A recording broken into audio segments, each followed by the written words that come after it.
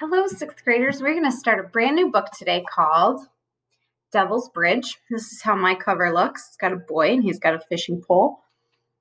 So we are going to get right into chapter 1. I like this book because the chapters are pretty short, so they go fast.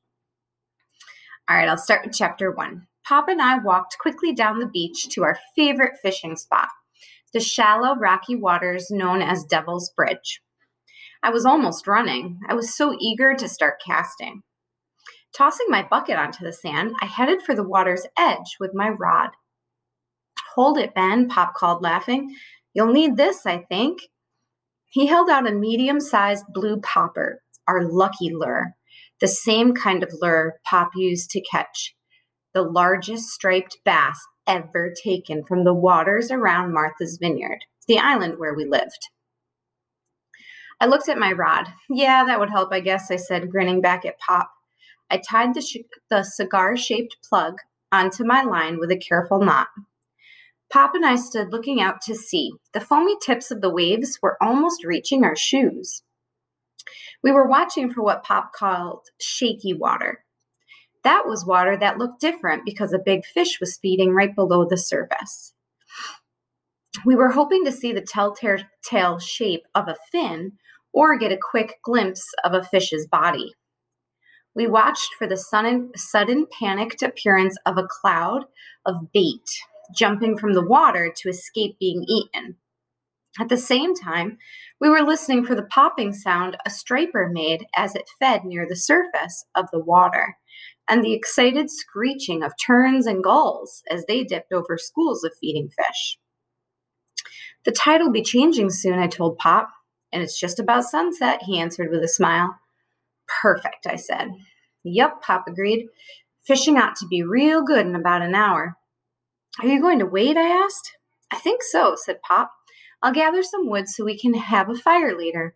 You go ahead and fish if you want." "No," I said, "I'll wait too." After we'd gathered a pile of driftwood, we sat on the sand and watched the sun sink closer and closer to the ocean. "Tell me about when you caught the big fish," I said. "You don't want to hear that old story, do you?" asked Pop, still gazing out to sea. "Yes," I answered truthfully.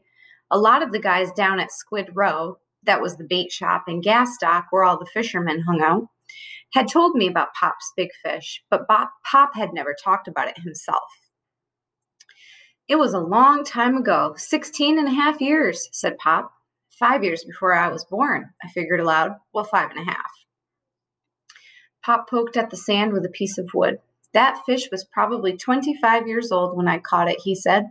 "Probably a great-granddaddy." "And 58 inches long, weighing 66 pounds, 7 ounces, I recited proudly. "The island's record striper, caught by Captain Jack Daggett right here off the shore at Devil's Bridge." "Well, there you go," said Pop with a laugh. "You know the whole story already." "No, Pop," I said, "you never told me what it was like. I mean, how did it feel to catch a fish that big? Did you know it was a record?" Pop nodded. "I was pretty sure of it. Up until then, the island record was 50-something pounds, and the fish I caught looked a lot bigger than that to me." Pop stopped. He was quiet for what seemed like a very long time.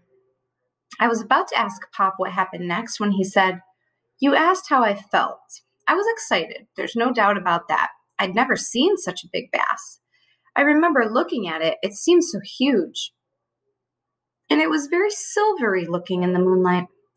And I remember feeling lucky to have caught such a beautiful fish. Lucky even to have seen it. And later, after it was dead, and I found out I'd set a record, everybody made a big fuss about it.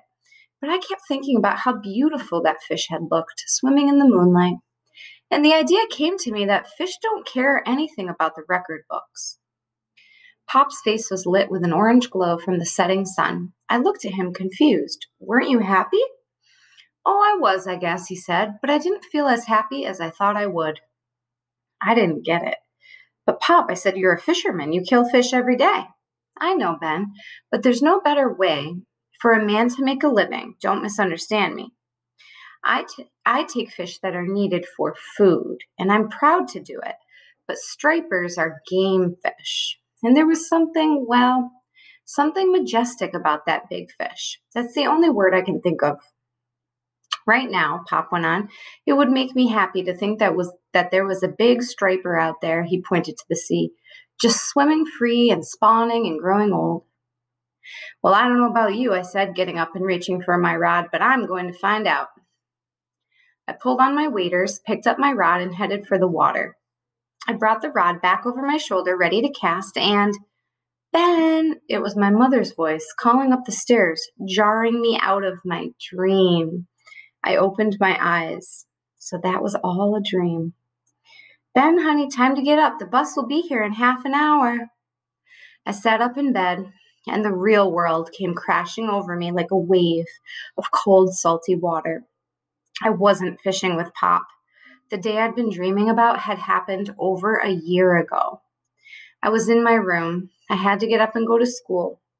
When I went downstairs, Pop would not be sitting at his place at the breakfast table listening to the marine weather forecast.